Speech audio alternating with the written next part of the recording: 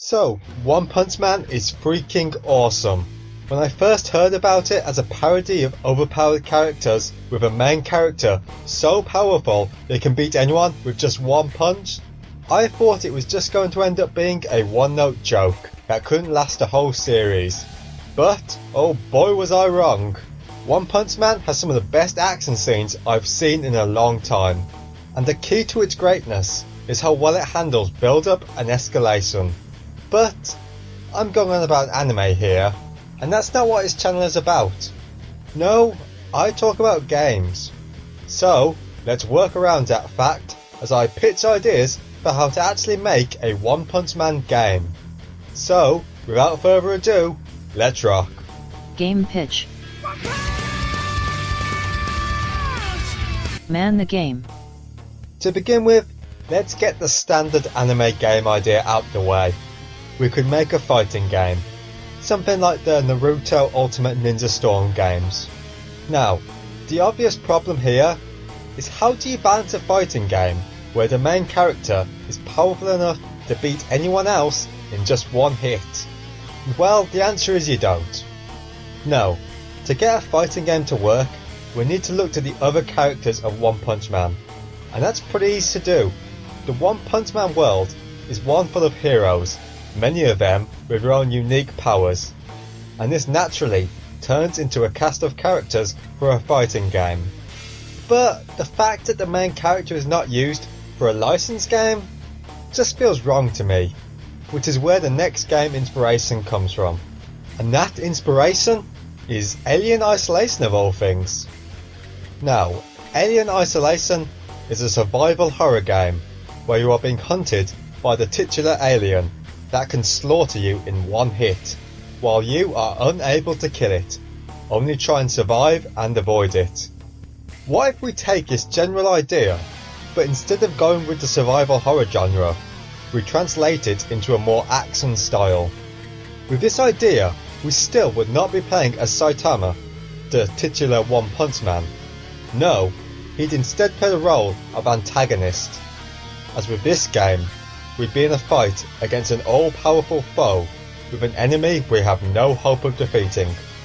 So the goal is not to defeat him, but instead to survive as long as you can.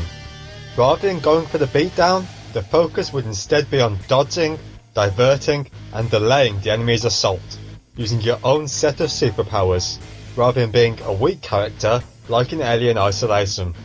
What I feel is particularly interesting about this idea is how well it could fit the character, with it being a natural escalation in difficulty the longer the battle goes on. This would fit the character of Saitama, as it would escalate as he got more serious and interested in the battle, due to fighting an opponent that could actually challenge him. But the problem with this idea is I'm not really sure it could have enough content to stand up as a full game on its own, which is why I'd imagine it more as an extra mode in the previously mentioned fighting game. Fear not, I do have one more idea for a One Punch Man game, and this one actually has you play as Saitama. And for this one, I once again draw inspiration from a somewhat unexpected source, and that source is ketchup. I mean House of the Dead. So, what are we taking from House of the Dead? Well, the idea here is to make an on-rails game, where instead of shooting with guns, we destroy monsters that pop up with punches, and block incoming attacks with our fists as well. So far, this idea essentially amounts to swapping out guns and bullets with punches and fists. But there's more to it than that, and that comes into play with the boss fights, where we take inspiration from yet another game, this time Punch-Out. And I feel there's a lot more of a connection between these two games than you might think. They both restrict the freedom of movement of the player to focus instead on reacting to the enemies.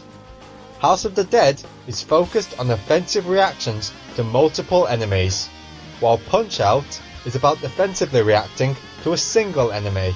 So back to my game idea. We would transform into this Punch-Out style for the bosses. For these, we focus on dodging the boss's assault and then striking that fatal blow when the opening arises.